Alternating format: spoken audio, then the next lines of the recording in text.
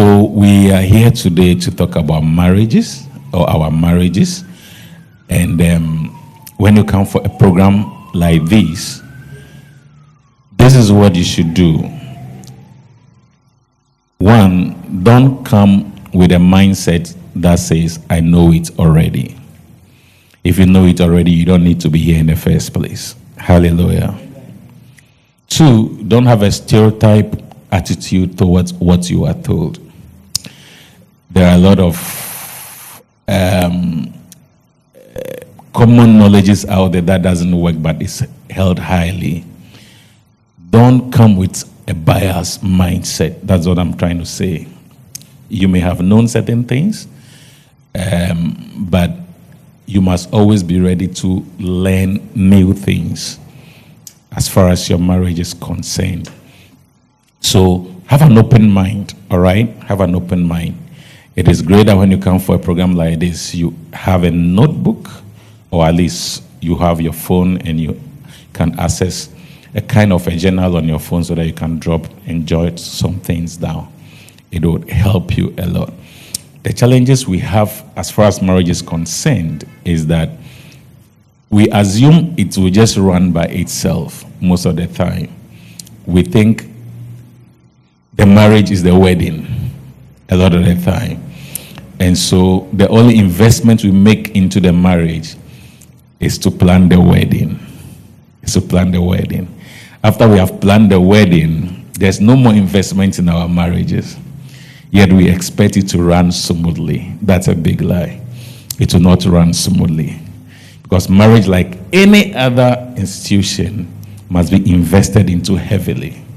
You don't just start a business, launch it, and expect the business to run smoothly. It will not run smoothly. You must learn about it. And you must invest into it again and again and again if it must last and fulfill its purpose. So today, I know a lot of us, or some of us, by the time we got married, this is the first marriage program we are attending. If you are corporate, just give Pastor Derek a wink. I'm seeing the suspects already.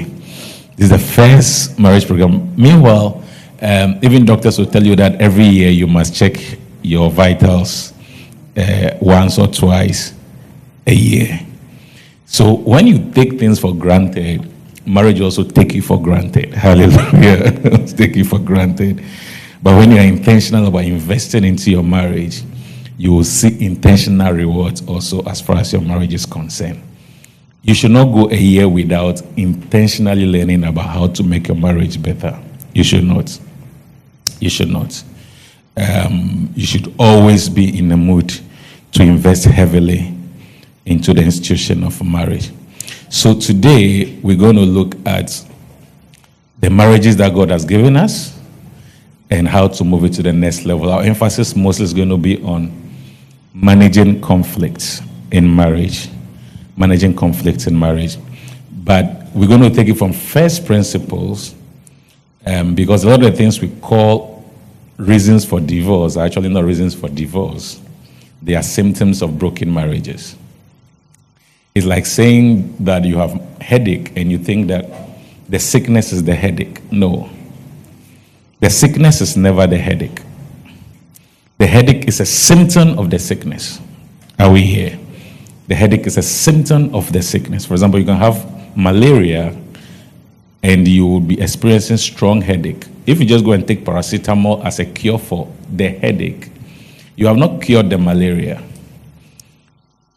Just take the paracetamol now. I bet you in less than 24 hours, the headache will what?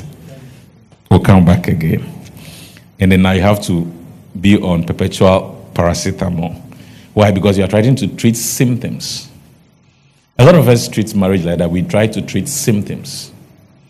When there are issues in the house, we think that is why the marriage is not working. When people are not talking to one another, when they strive, we think that is the marriage. That is why the marriage is not working. No, all of this is actually tells us of underlying things that if you do not deal with, you keep having all of that. So your wife, maybe there could be an issue at home, And you think, oh, if I just pass by KFC and buy some KFC, it will solve it. No, it will solve it for that night, you see.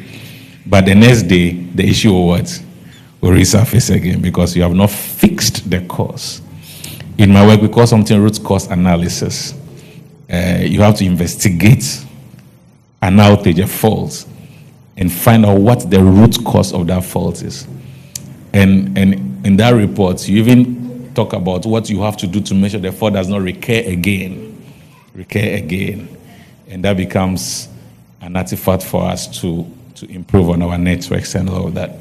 So today we are looking at beyond conflict, building kingdom families, beyond conflict. I'll just run you through some statistics so that you know what's happening in the area of marriage.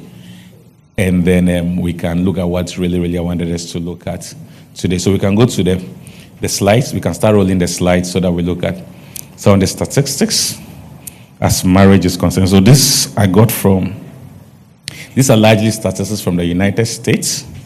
Ghana, our statistical service does not do in-depth statistical work like this. So we don't get a lot of statistical outcomes like we get elsewhere. But it's just so that we know what's happening elsewhere. So according to these statistics from the United States, 41% of all first marriages, 41% of all first marriages fail after 8 years. 41%. That means only 59% move on into the 9th year. Do you get it?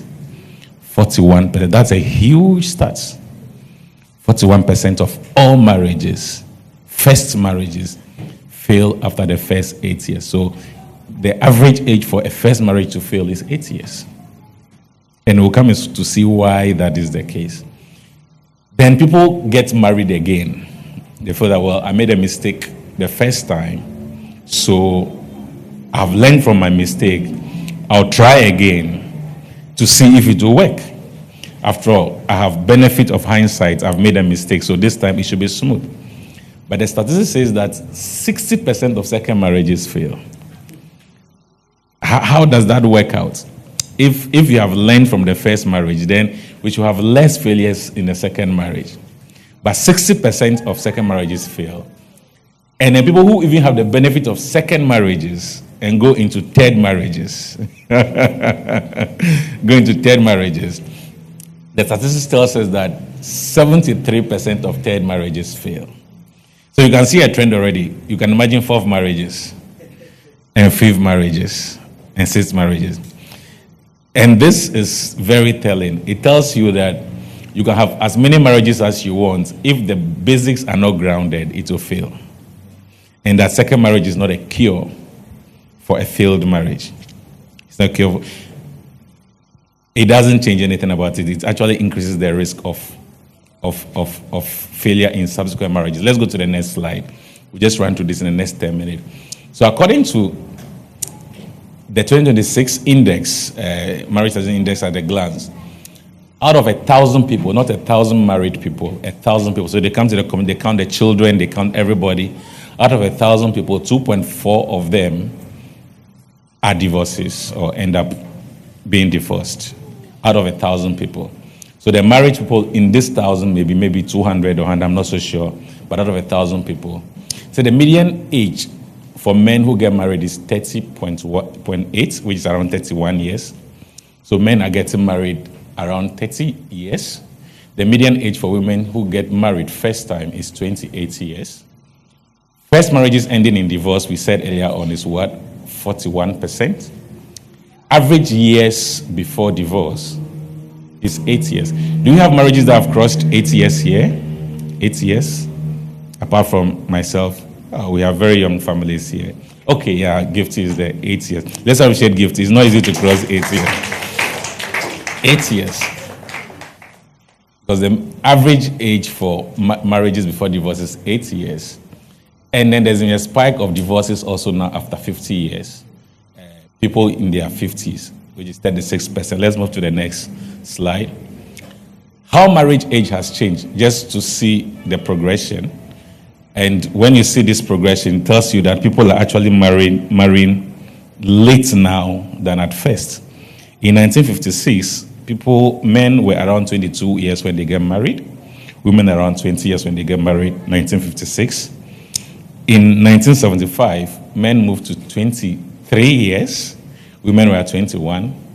Then 1990, men moved to 26 years. So men started at 22 years, 1956. By 1990, men are marrying at 26 years. Women are at 23 years. By 2010, men have moved to what? 28 years. So you see that men are actually growing more now before they are getting married than at first. And the ladies are also growing more now. By 2025, men were at 30 years before married, and women at 28.4. 28.4. So people are marrying late now, basically. That's what the statistics is telling us. People are marrying late now. And you can know what accounts for that. We are going to a lot more schools and all of that. Our parents were marrying after O-level, for example, those days. At O-level, they were getting married. Now you have to finish your university, and then you want to get, your national service takes 1 year. If you know work, you go for voluntary service again, another 1 year. You try to get a job, you want to settle down, you want to get a chamber in a whole apartment to move in. So you want to move into a chamber, a whole apartment and all of that. Before you know, you are 30 years and you are still not married. So you see that people are marrying late now than at first. And that is reason to worry. Then during the survey, they interviewed people about the top 10 reasons why they get divorced. The top 10 reasons. Like I said, these for me are not reasons. These are symptoms of divorce. But this is what they said, a lack of commitment. About 85% of divorced individuals said they left the marriage because they felt that the other party was not committed, lack of commitment. Then infidelity. This is massive. I'm even surprised that infidelity is like number 2 now, because I thought this was dealt with. And I think the men are the worst culprits here, because men believe that God did not create them for just one lady. Meanwhile, in Eden, God gave Adam only one wife. So a lot of divorces are also due to infidelity. About 60% of divorces actually stated that they were divorced because of infidelity. Then too much conflict and arguing. We are fighting too much in the house. There's no peace. We are always quarreling and arguing. About 60% of couples also said that. Then financial disagreements. Money is number 4.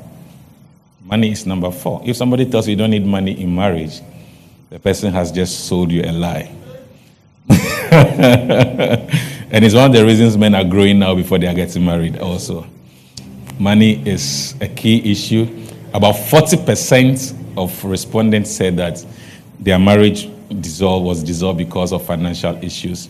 Then marrying too young was also one of the reasons they identified as being the reason for divorce. Let's go to, this is crazy, substance abuse.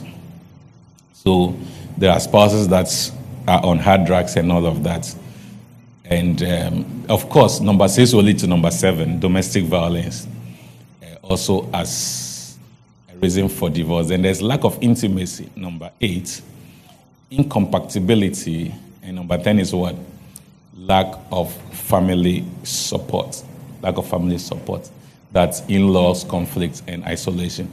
Let's go to the next slide. So this tells us that 66% of all divorce cases in our courts were actually logged in by females. So if you look at it carefully, the ladies are initiating more divorces than the men. 66% of all divorce cases, according to court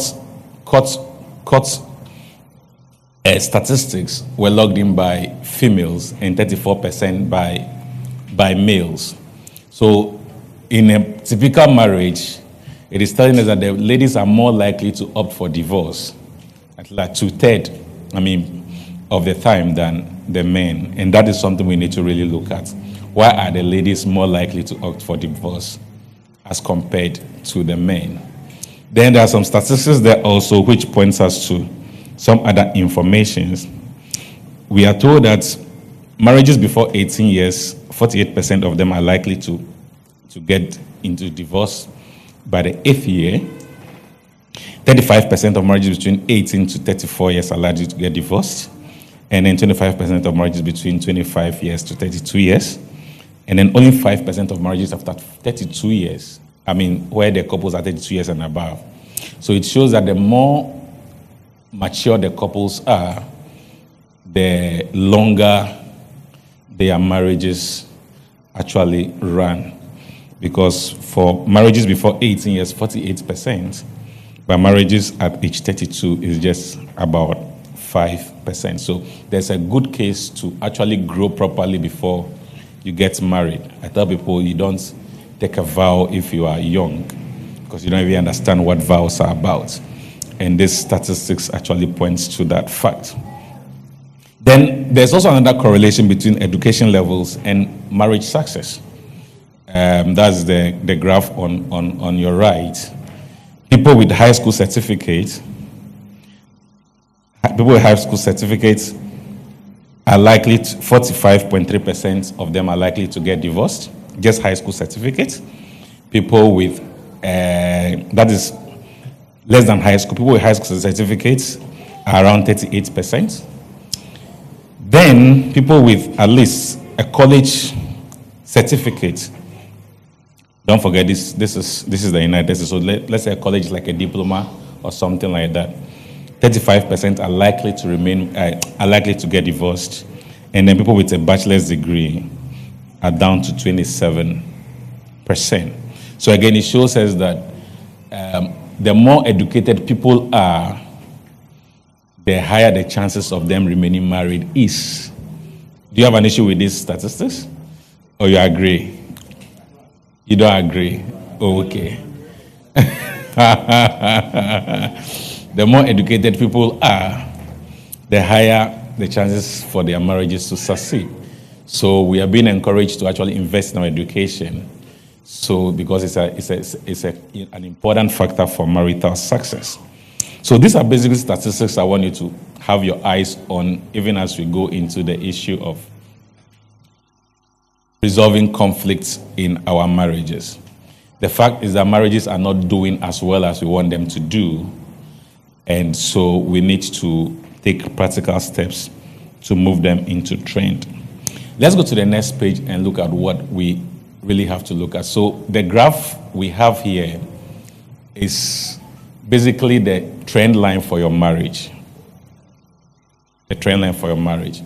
Because I've observed at least 4 different stages that actually sums up a good marriage.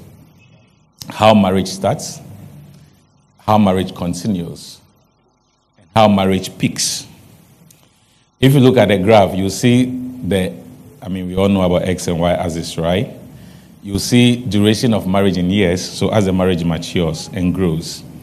And then we are measuring something I call the happy couple index. These are my own coinages, right? One day I'll publish this happy couple index, which is basically measuring the mood in the house or the excitement that the couples have in the house, basically, for each stage of the marriage.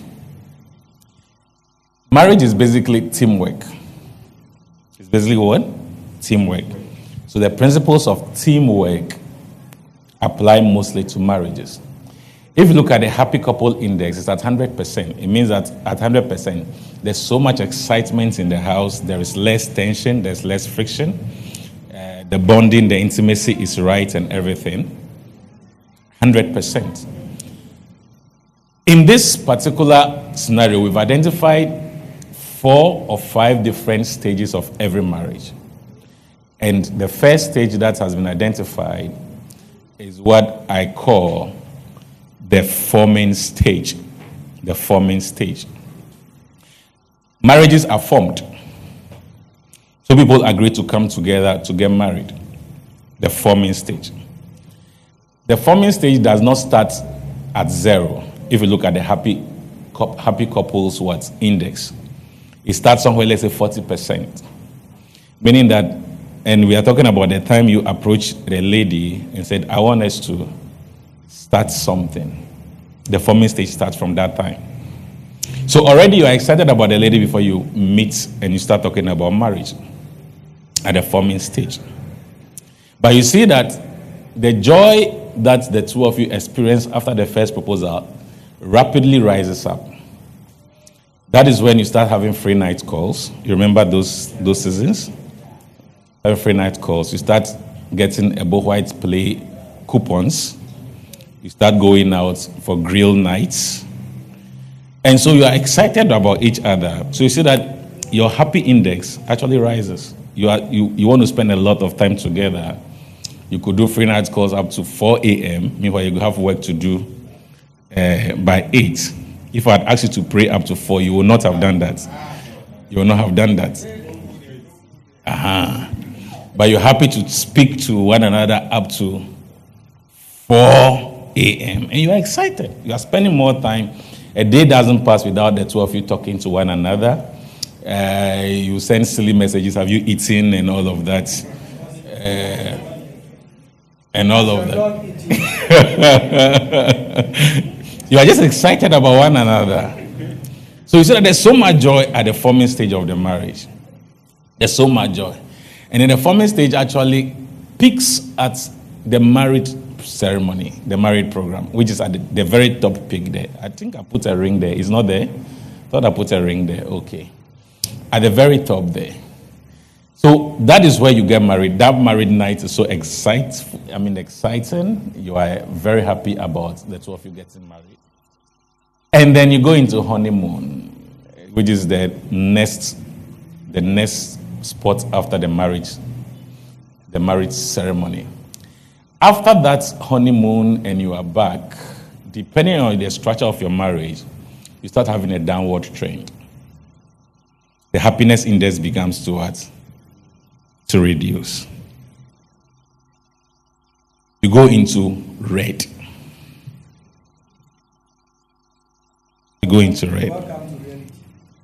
Now, depending on how your marriage is constructed, your forming stage could be a little elastic.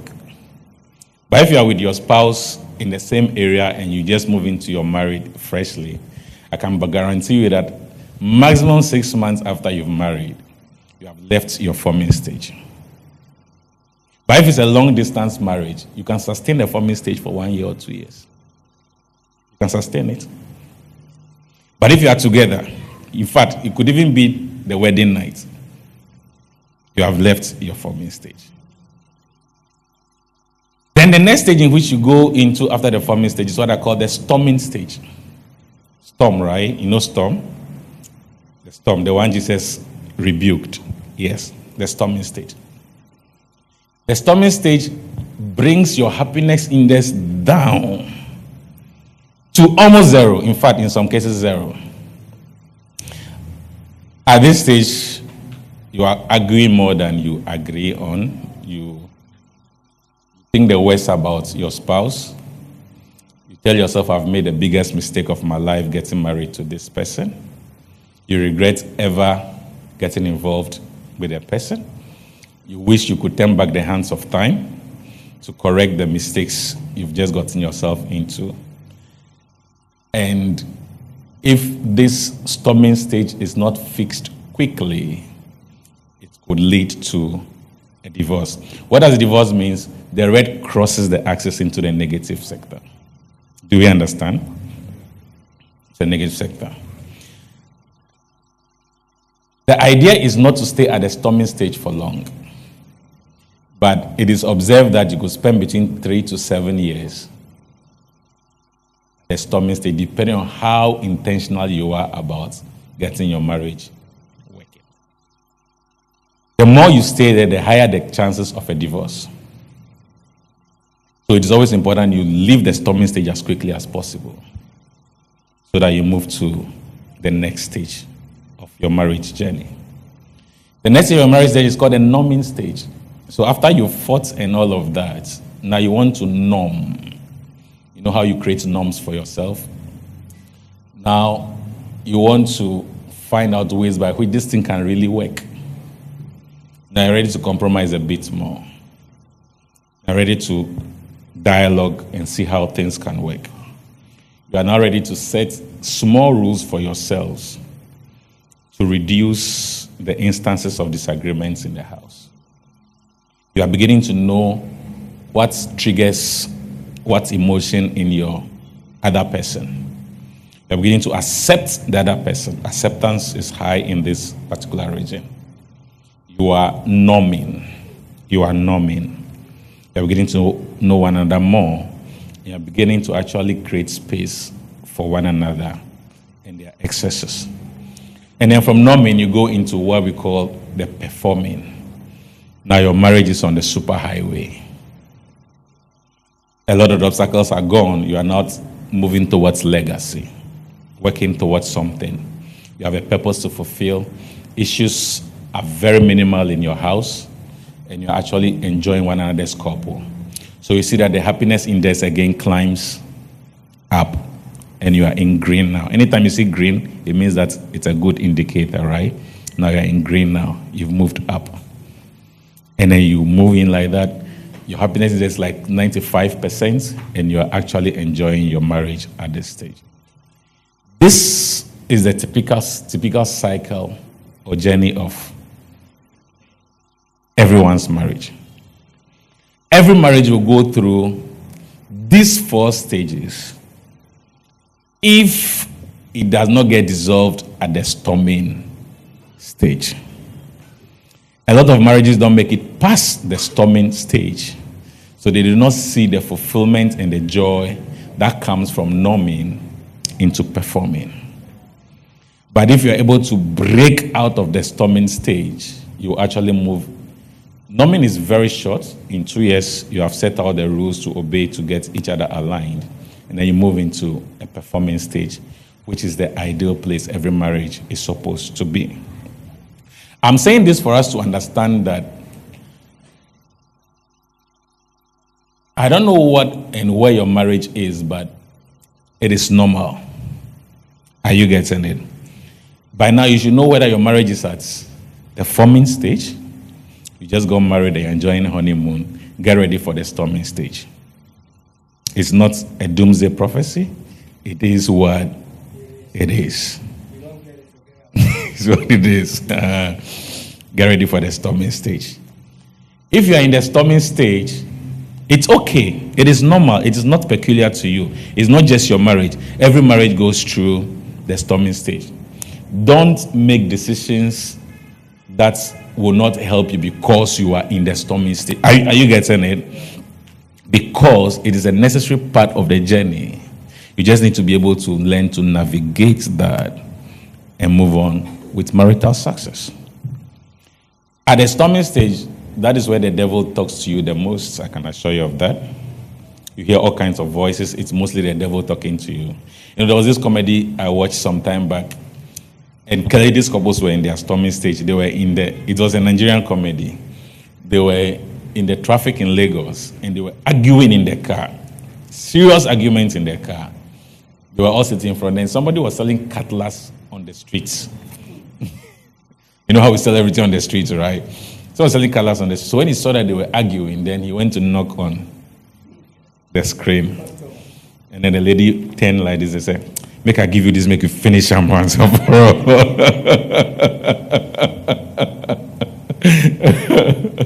Make you finish them once and for all.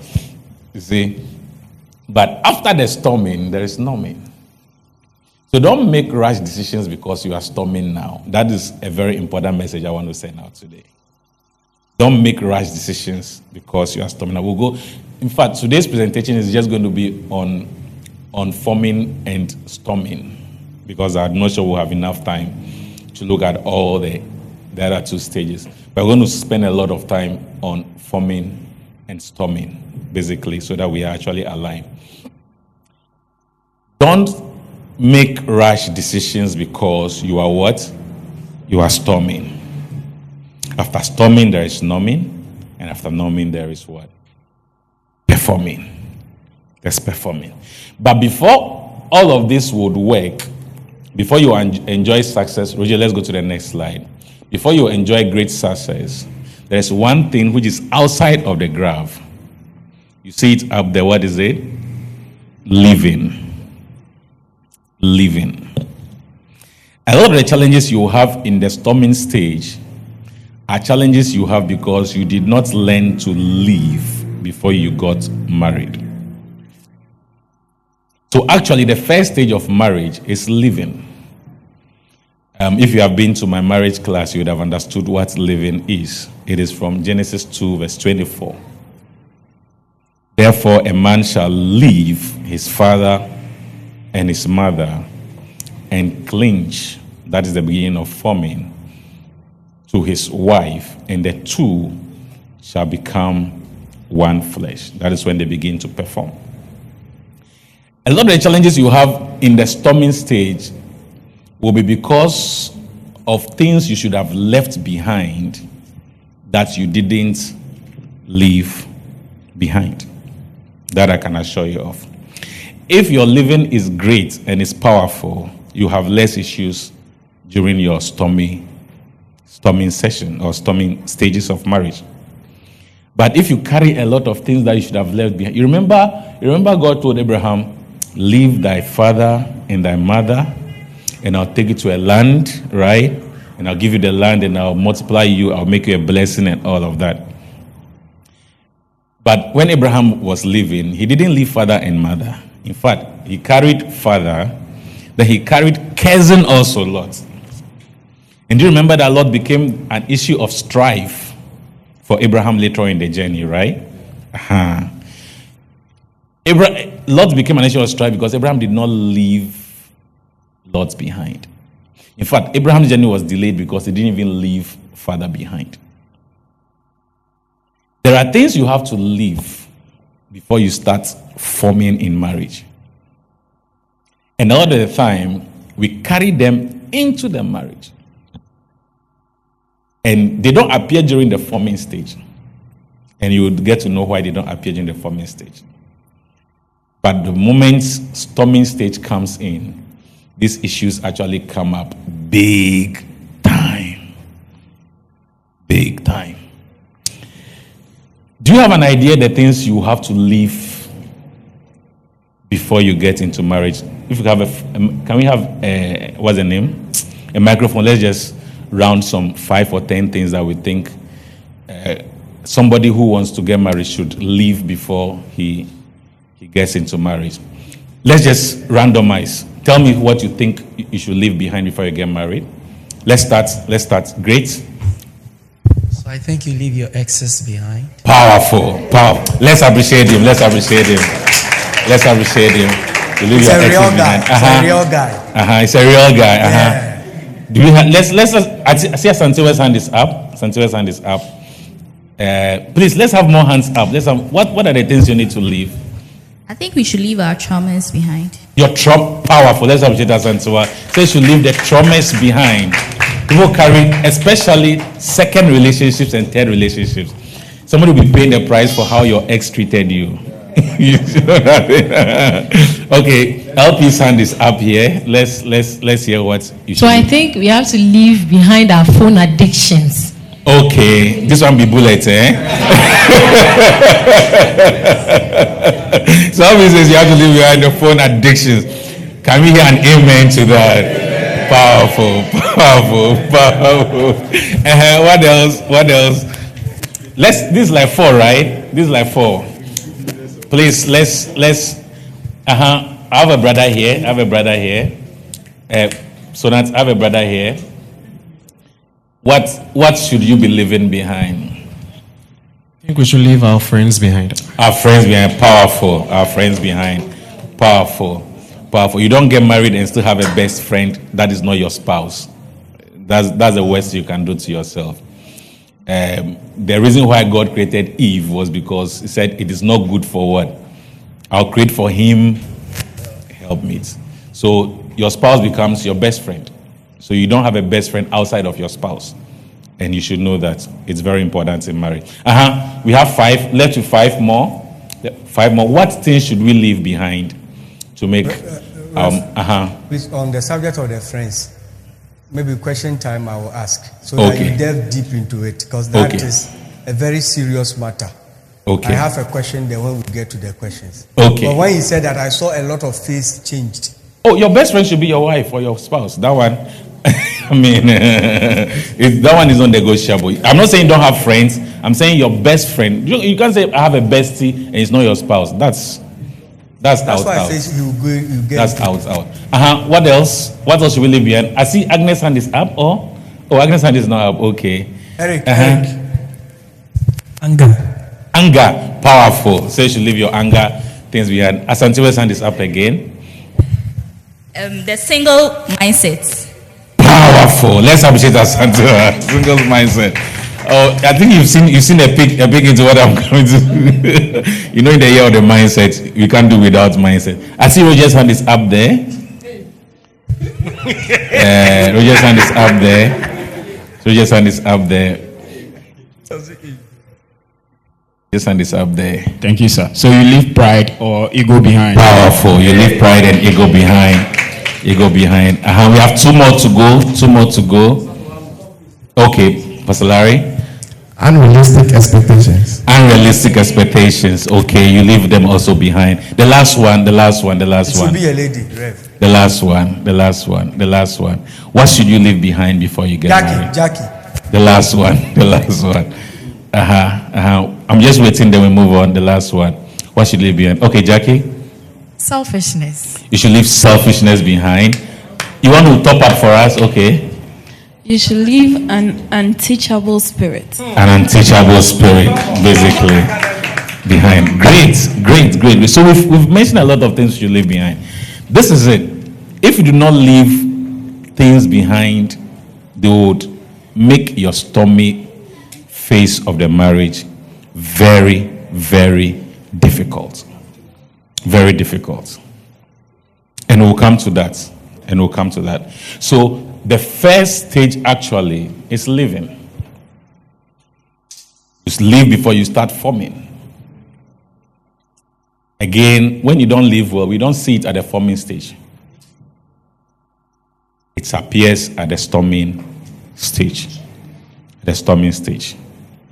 So let's now delve a little deep into forming. Let's go to the next slide, forming, and look at what we can pick from the forming stage. So if you look at the forming stage, what I call the happy couple index at forming is like 90%. What it means is that you are really excited, like we said earlier on. You are really excited about each other. You are happy. The house, everything is moving on well.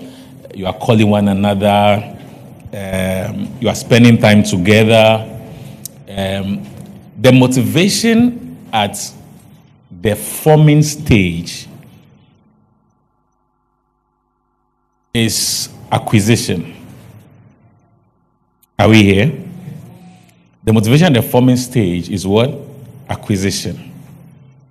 At that stage, you are looking at getting married, not staying married. At the forming stage, you are working towards a wedding date. And so a lot of the motivation is, let's get this phase sorted out. So all the planning at the forming stage is towards what? The wedding date. It is about acquisition. It's about acquisition. So you will see at the forming stage, for example, that there is high idealization. You assume a lot of things. You don't even interrogate them and investigate them. You just assume them. At the forming stage, you may see red signs about your other person, but you don't interrogate it. You don't. You just assume that it will be fixed. Because at that stage, you are looking at what? Acquisition. For the lady, she's thinking about the wedding ring. For the man, he's looking at the bachelor's night leading to the wedding. It's about acquisition. So things that may become issues in the marriage are not really discussed. In fact, the big ticket items that should have been discussed are actually ignored. At the forming stage, there's a lot of impression making. Everybody wants to impress the other person. Everybody wants to impress the other person. So you see a lot of good behavior being exemplified at the forming stage. We go out of our way to show our best selves because the aim is what? Acquisition. You want to get married. The aim is acquisition. So people live their ideal selves and their ideal best at the forming stage.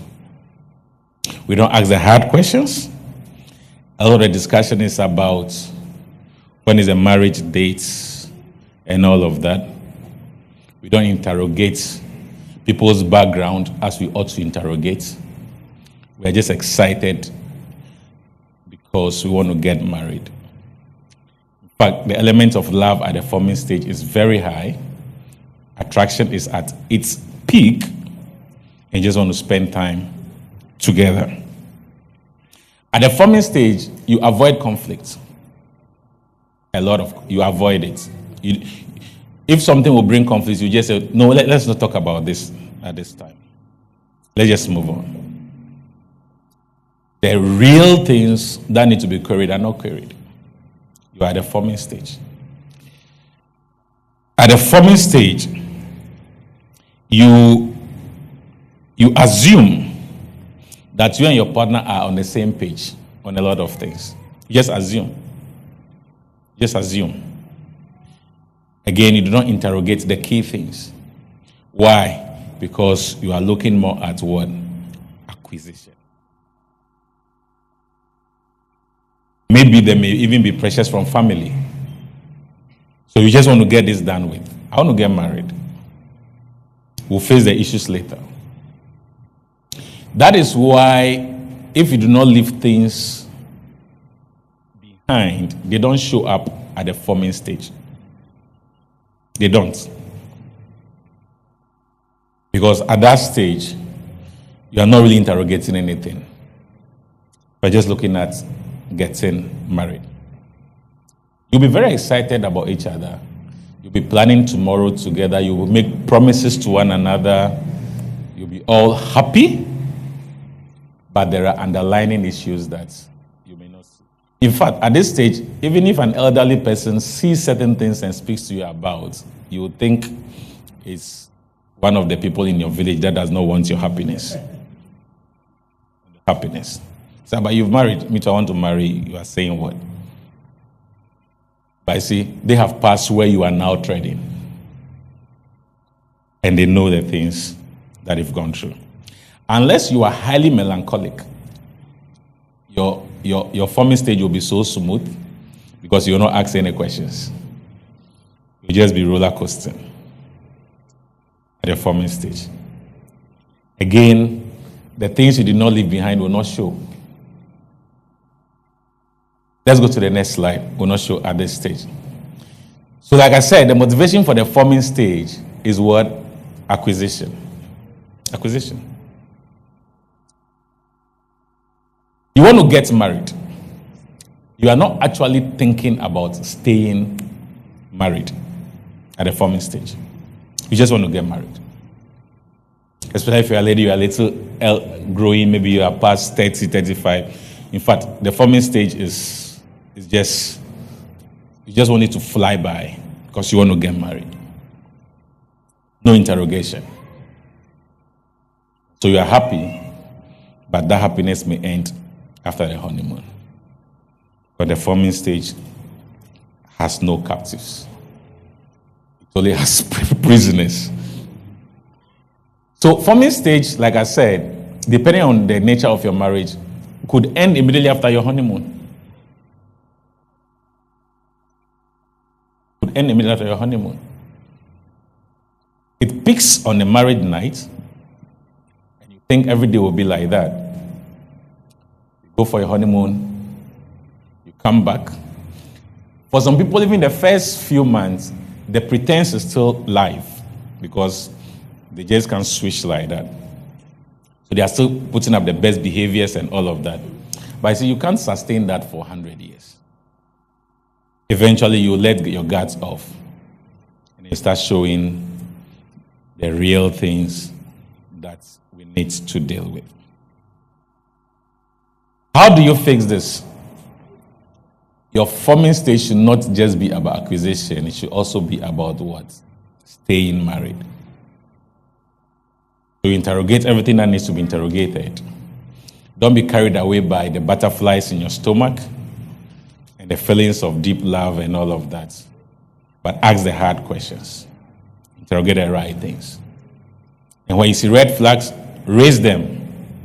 Discuss the difficult questions before you move on into your storming stage. Let's go to the next slide. After the forming stage, you now move into your storming stage. Now the questions you have avoided, you must now begin to face them. The things you did not leave behind will now begin to show up. The motivation at the storming stage, now you have acquired. Now you are married. Now you have a wife. Now you have a husband. So that motivation to acquire, for which you are ready to put up all kinds of pretenses for, does not exist anymore. Does not exist anymore. So there's no more motivation to impress. Are we here? Motivation to impress. You were impressing because you wanted to acquire. Now you have acquired. You know, like the politicians will say, after the election, after I've won the election, there will be no campaign. There will be no campaign. So, immediately you go into your storming stage, the campaign stops. Maybe those days, you are coming back from work, you go and buy something for your beloved, you pass the eatery, you get some fried rice and all of that.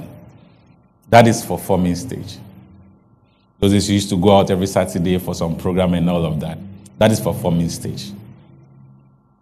Now you are in the storming stage. There's no reason to impress anymore.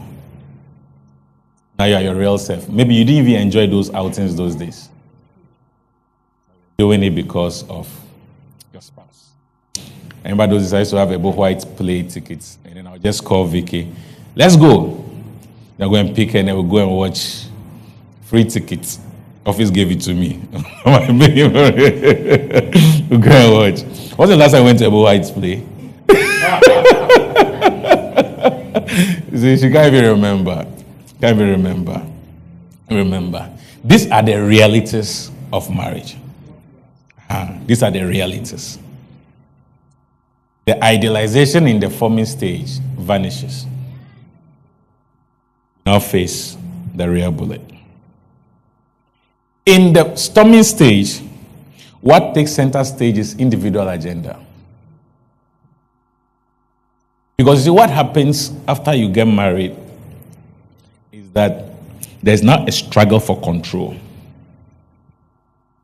Are you here? There's now a struggle for control.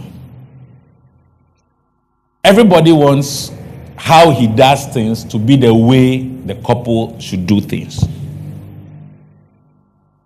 Don't forget, you're coming from different backgrounds. After you have formed and now you are married, now the lady comes from a background where they don't have daily devotion at home. Thinks everybody should have her own personal devotion time. The man comes from a background where they have daily devotion at 4 a.m. What brings a storm is that the lady coming from her background thinks, how I've been trained is the best. The man also thinks that how I've been trained is what? The best.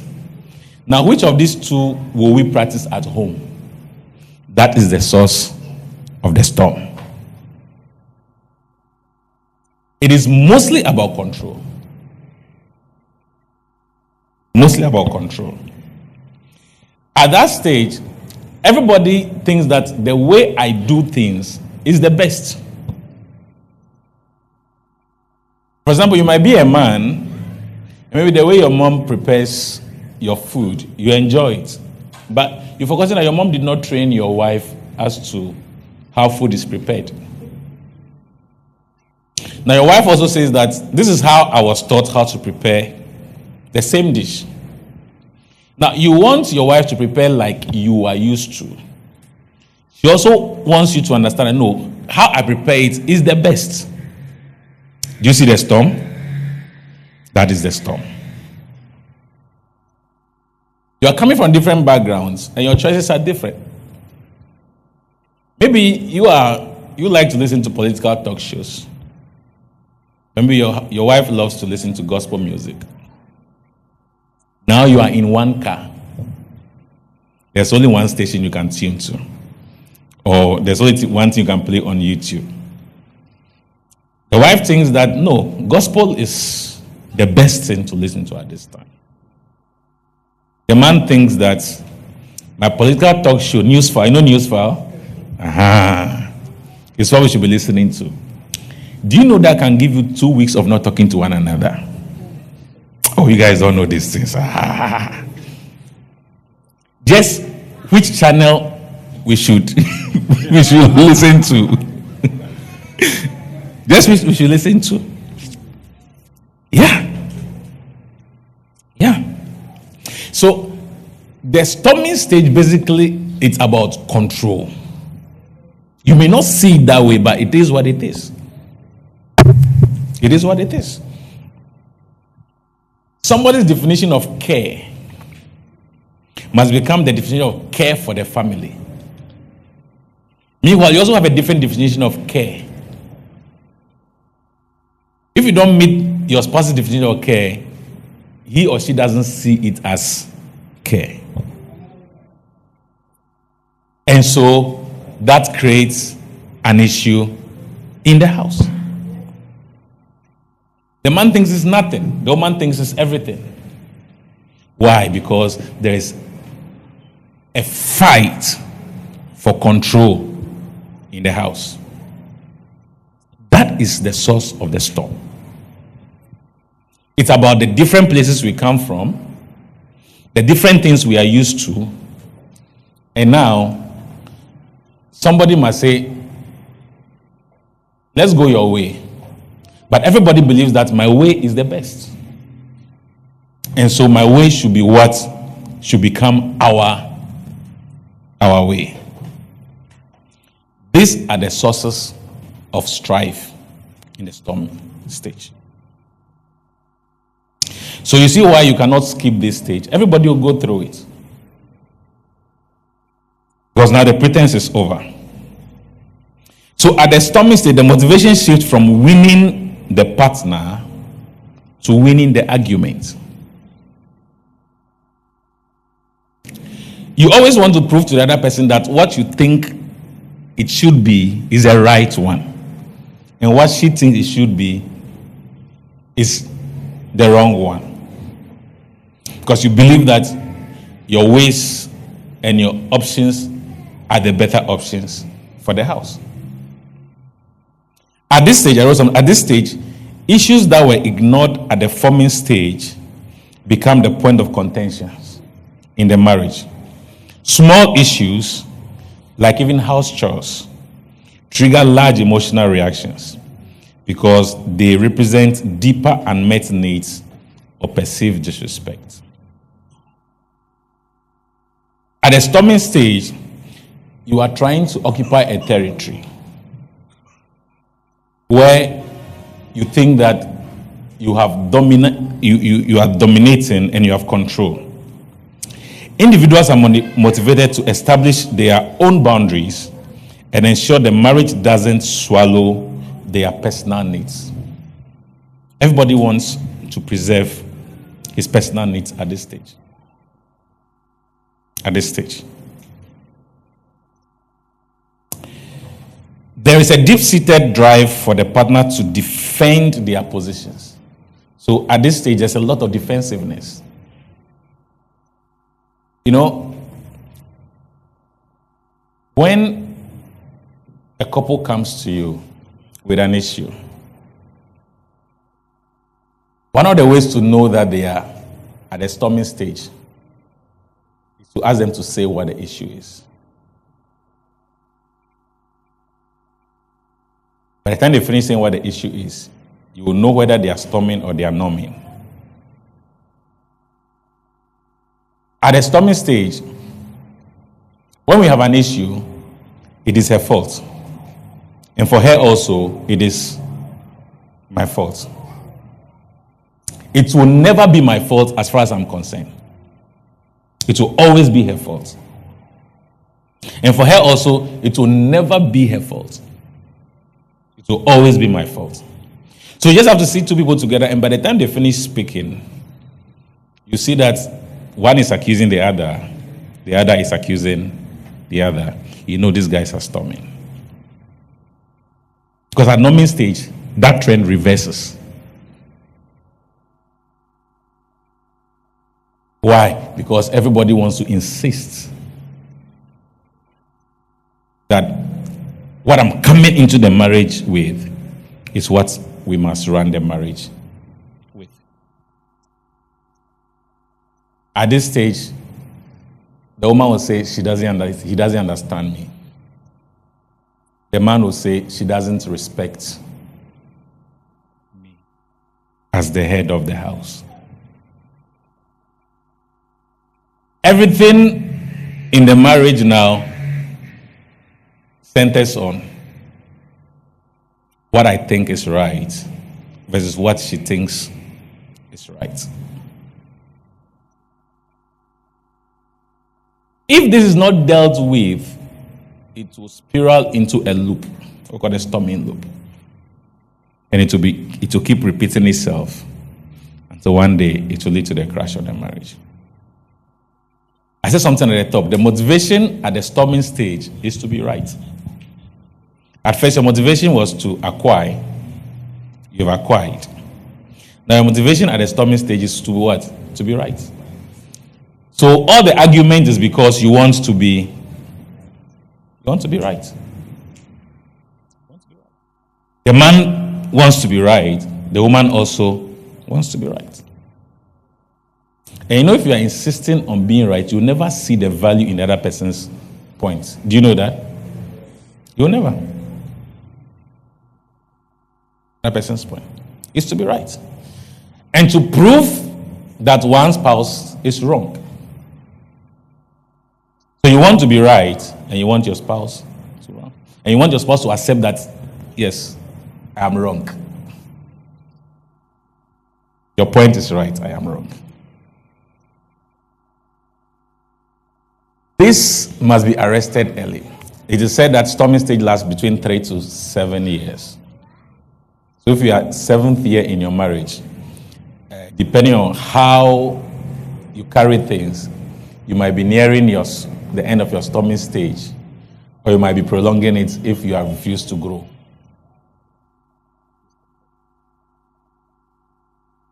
Let's look at how we think during the storming stage. Let's look at the male first. So this is Kofi Tribe. Who is Kofi Tribe here? This is Kofi Tribe. This is Kofi Tribe. Is there? Oh, okay, powerful. So we have Kofi Tribe, people of God. Yes. Let's welcome him to Tribe Family Chapel. So this is how the guys think. This is how Kofi thinks at the storming stage. No matter what I do, it's not enough. She doesn't appreciate my sacrifices and speaks to me rudely instead of respecting me as the head of the house. That's Kofi. That's what is going on in his mind. Now, those who are married and are storming, they know what I'm talking about. What I'm talking about. Then he may also think like this. I've captured like 5 different mindsets. After an argument and all of that, he'll come and say, I have more peace when I was single. I was at peace. I do whatever I want to do. I go wherever I want to go. When I was single, I had more peace. I feel like I'm losing my identity and my ability to make decisions for myself. This is how Kofi Tribe is thinking. Let's go on. Then another argument time comes and says, if I stay and talk, I'll say something I'll regret. So instead of coming home, I'll stay out with my friends to find some peace. Are Kofi Tribe people here? Is there plenty? Okay. Say, I'll find some peace. Then Kofi Tribe will say, she's being simplistic. If I can just explain this logic. So Kofi Tribe is sure that no, my point is the right point. But I don't know why she doesn't even understand that this is the way to go. She's being too simplistic. If I can just explain the logic clearly enough, she'll see why I am right. And stop all of this. Maybe it's about how to spend some money or some decision or something like that. Then he'll say, I don't even know what I did wrong. She says everything is fine. Yet she's giving me attitude. This is a big gap for men and ladies. Why would she just say what the issue is? So you can come home and then your wife, you don't know what has happened. Maybe you just went to work and just came back. And the mood in the house has changed some way. You have to say everything is fine. It's fine. But you can tell that everything is not fine. Kofi Ghana does not understand. Kofi Tribe does not understand it. If there's an issue, let's talk. You will now see the other side when it comes to Amma Tribe. So Amma Tribe. I don't know. Then look at Kofi Tribe's final comment. Is this what the next 40 years looks like? I mean, am I going to be married like this and be in this situation for 40 years? Maybe we should just consider, maybe we are just not what? Compatible. You know what this is? This is the seed of divorce. The seed of divorce. Now, Kofi Tribe thinks he's just thinking by himself, but you know what happened? The devil is riding on his thoughts. At this stage, what is Kofi Ghana doing? He's accusing a lot. Can you see that? He's accusing the wife a lot. Who is the accuser of the brethren? The devil. He's being critical of the wife. Criticisms. He's being defensive. He thinks he's right. The wife is wrong. Being defensive. And all kinds of things. And this is what is right. He's driving in the car and this is what is playing in his mind. He's in the office and this is what is playing in his mind. And you know, interestingly, when couples are at a stormy stage and you see, and they're having difficult moments, when you see the guy, you can tell. But when you see the lady, you will never be able to tell. Yeah. They know how to handle it so that the fire is only at home. Aha. But the guys, they can't. So once you see the guy, you can tell that no, all is not well. But lady can be very nice to everybody around, but the husband. You can tell. You can tell. Now let's look at Amma Tribe. So you see Amma Tribe, you don't know whether she's smiling or she's winking or you can't tell. So Amma Tribe says, I'm carrying the emotional and mental weight of this home alone. Amma Tribe says, I'm working too much. It's just me. I'm cleaning house, I'm washing dishes. Why doesn't he see what needs to be done without me asking? Amma Tribe does not understand why Kofi is not helping, why Kofi is not doing things. Kofi will come and ask, is there anything to do? Can't you see? Don't understand. Can't you see. Stand. Then he will tell herself, I saw the signs during the forming stage. I saw these signs. When we were dating, I saw the signs. But I ignored them. I've made a mistake. I'm sure everyone here who has gone through storming have told himself, I've made a mistake. So you see, the devil will tell you that 100 times. It is normal. You not go and bend the sea because you think you have made a mistake. Everybody has thought like that. I don't know if you're getting my point. Everybody has thought like you are not. It's not peculiar to you. It is not just about you. We've all thought like that.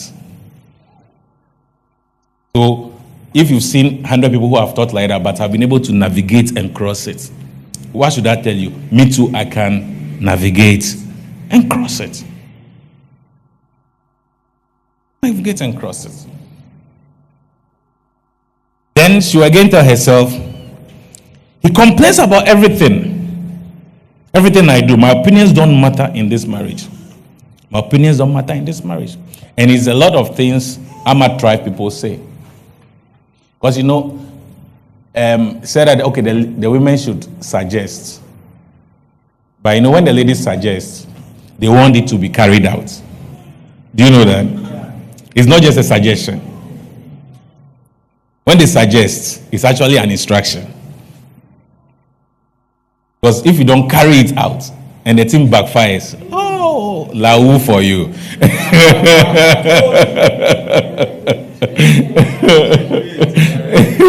Lau for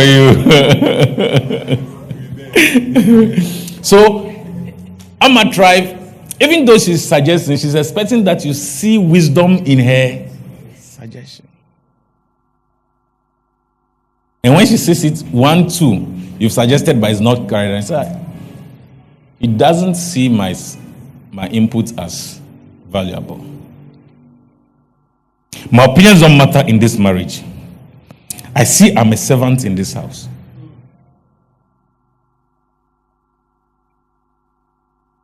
Then look at this. He thinks he's always right. He's always right. And always wants to lecture and control me. Now we are looking at what happens in the mind. What happens in the mind? They may not even say this. You may not, but this is what's actually happening in the mind. He thinks he's always right. He also wants to lecture and control me about everything. He looks down on me and thinks I'm not smart enough for him. Yeah. Ama tribe people think like that. Then she'll say, I can't continue complaining about the same thing again and again. So you see where Ama tribe begins to stonewall just to hide herself. She said it 1, she said it 2. She said, I can't continue complaining about the same thing over and over again. He will say, I am nagging. So instead of saying it again now, I'd rather keep silent and then keep to myself. It is at this stage that when you come back and say, is there anything wrong? She will tell you, everything is fine. Everything is fine. But you can tell that, no, everything is not fine. Everything is fine. He doesn't lift a finger in the house. I do all the work. He doesn't care about my feelings. All he wants is sex. I can't continue like this. I must seek for divorce. You see? So these are the mental patterns that shapes the storming stage. If you look at all this, let's go to the next slide. If you look at all these mental pictures, certain things are so clear. You see accusations. The man is accusing the wife is accusing the husband. You see criticisms. Both are criticizing the other person. You see contempt. To some stage, they're even looking down on one another. See contempt. You see mistrust. You used to trust this person for a long time. Now you don't trust this person anymore. You don't think he has your best interest. Then you see defensiveness. Everybody thinks that his position is the right position. Then you see the stonewalling, where everybody move into their silos. For the ladies, they'll be home, but they'll keep to themselves. The guy You will not be home. You will not be home. You will go to boys. You will not be home. This becomes a storming loop. Because for every argument you go through this, it becomes a storming loop. If this is not arrested, your marriage is under threat. Staying in this cycle for long periods creates a storming loop, which may lead to divorce. Couples must intentionally break from this cycle to give the marriage a chance to norm. Have we identified ourselves so far? It's very important, because this is a journey you must be abreast with. So how do you break from this loop? Because I'm just rounding up, because we couldn't take everything. So we are not looking at the norming stage today. We are not looking at the performing stage today because of time. We can organize another one or do it on a Sunday so that we close it. But how do you break free from the storming loop? How do you? Because you must move into norming as soon as possible. You must move into norming, where you learn to negotiate. The first thing is what? Mind shift. People of God, I cannot overemphasize to you how mindsets affect our marriages. I cannot. The first thing to do is to know that no, I am not thinking right. You see all that criticisms? It's a mindset issue. All the defensiveness is a mindset issue. This is what happens. And like our sister Santua said, before marriage, there's a certain kind of mindset. It is called the I mindset, or the mine, M-I-N-E mindset. When you get married, a lot of the time you enter the marriage with the I mindset, but it's no longer I anymore. But we don't know that. Do you now see why people are married but they are fighting about whose name should be on the land indenture that is bought? It is about I and my mindsets. It's about, no, we are not yet a couple, we are not one. We are still separate, so I must protect my interest. Hakimi, right? Yeah.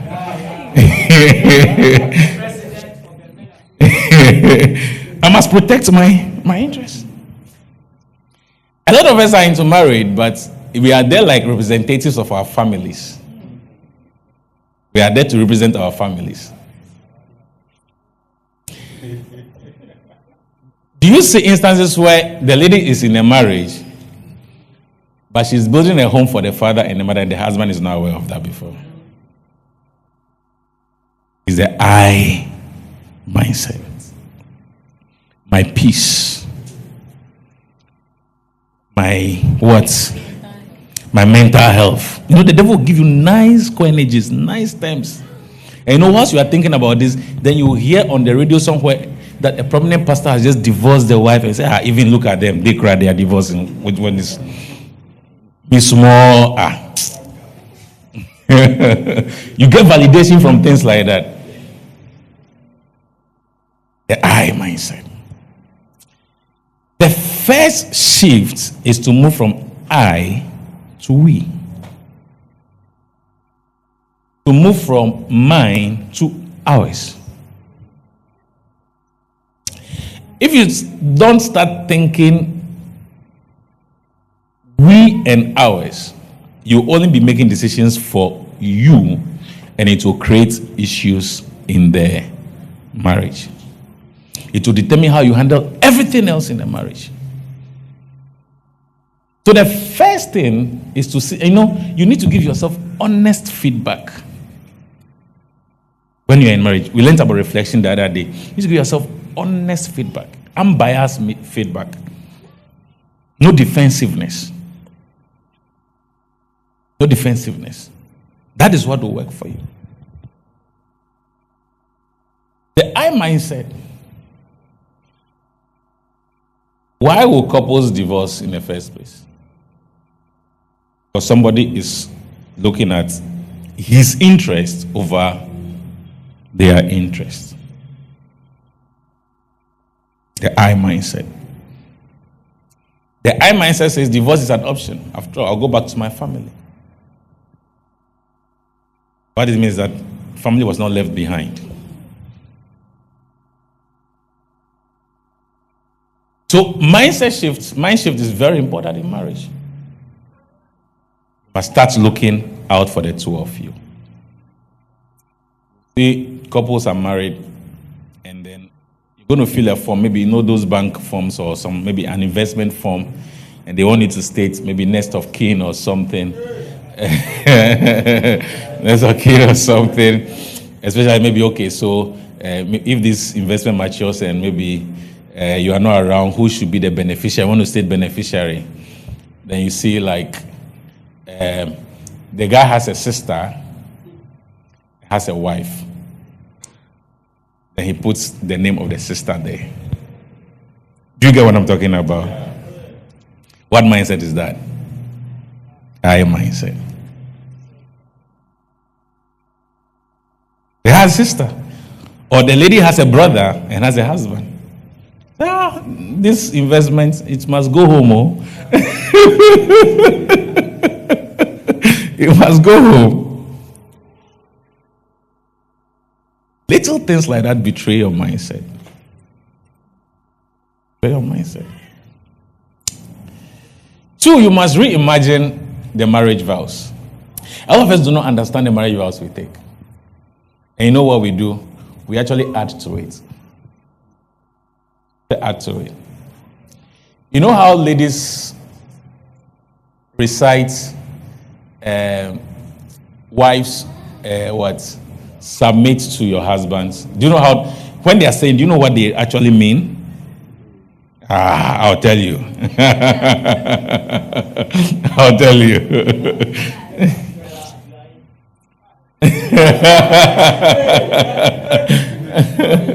I'll tell you. When ladies read Ephesians 5:25, right? Wife, submit to your husband as, okay, so just submit to your husband, right? It's men that must love as Christ loved the church. Submit to your husband.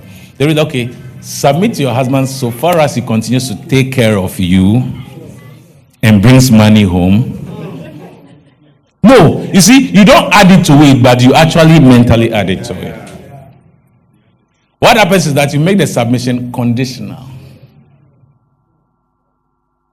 So, you know how we can tell that? Let the lady start earning some small money. Then you will see that the submission he was talking about was conditioned. Are you getting it? Was conditioned. Because as far as she's concerned, the headship must be exercised because the man is providing. The moment I can provide, we have to discuss the headship again. Yeah. Yeah. Meanwhile, these are not conditional vows you take. And when the guys said, men, love your wives as Christ, you know how the men read it? Men, love your wives so far as they continue submitting to you. Yeah. So we actually add to it. So we don't know, but we add to it. So the moment there's some small thing in the house, say, she spoke to me rudely. This thing I want to buy for her, I won't buy it for her again. Because in his mind, the love is conditioned on her submission. I won't buy it for her again. I know men who actually bought and took back. Oh yeah. They bought at first. They said, no, this lady, the way she's, give me back my car. Give me back my car. So you know what the ladies do? They want to insist that the car is registered in their name.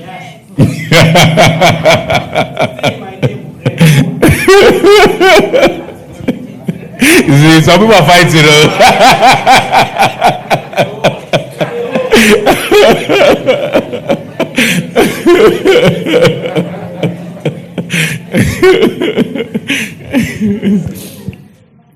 Please, the vows are not conditional. They are not. They are unconditional vows. Love, and for men, love your wives as Christ loved the church. I mean, I don't know how you can do that. As Christ loved the church. So you must reimagine your vows, your marriage vows, and take the conditions you have attached to it. A lot of us have added conditions to it in our heads. Take the conditions out. Then de-escalate courtship expectations. De-escalate it. You know, during courtship, I told you it's a season of impression. So the guys want to overdo things, creating the wrong pictures for the ladies. The lady wants to buy her own dress. She said, no, don't worry, I'll buy it for you. Do I have some guys here like that? I'll buy it for you. All bills on me. The lady wants to pay her school fees. You're not even married. So don't worry, I'll take care of it. Take care of it. I'll take care of it. In fact, the lady went to choose a 24 carat. I said, no, take a 48 carat. You just want to win an election. Oh. And then we think the politicians are bad. No, we are the same. After marriage now, there's no need to impress again. But the lady remembers how you prioritize her. Those expectations are still there. So now, if now you are moving from 48 carat to 12 carat, you say, this guy doesn't love me anymore. Yeah. Those days when she's sick, you call her 5 times a day. You take her to Bank Hospital, to Nyaho. I mean, you already ordered Frankie's somewhere to meet her. Now she's sick and you said, no, go to the hospital by yourself. This man doesn't love me anymore. This man doesn't love me anymore. I know some people are receiving this pan. This man doesn't love me anymore.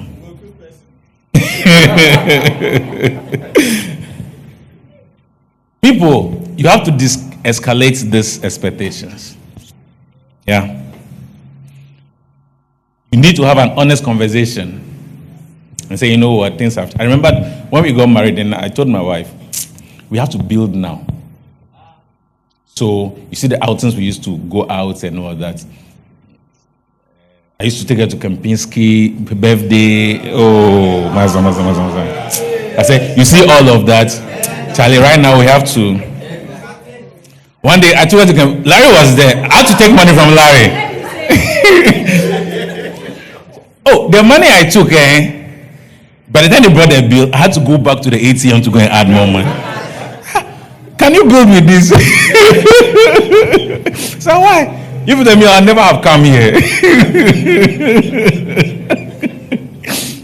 That's the time Kempinski will put Gary and what and give you some powerful name and be charging some cassava flakes. They call it cassava Gary. They say cassava flakes.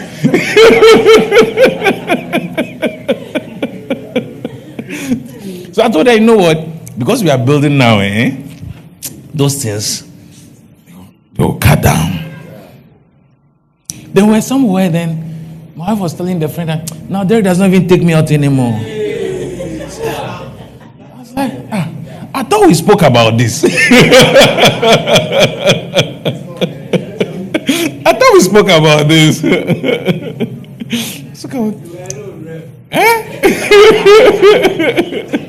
Spoke about this. You see, we need to de-escalate those courtship expectations. In the real world, we face the real challenges. Right? But that is not to say there's no room for appreciation. In fact, one of the pillars of marriage is appreciation. Yeah.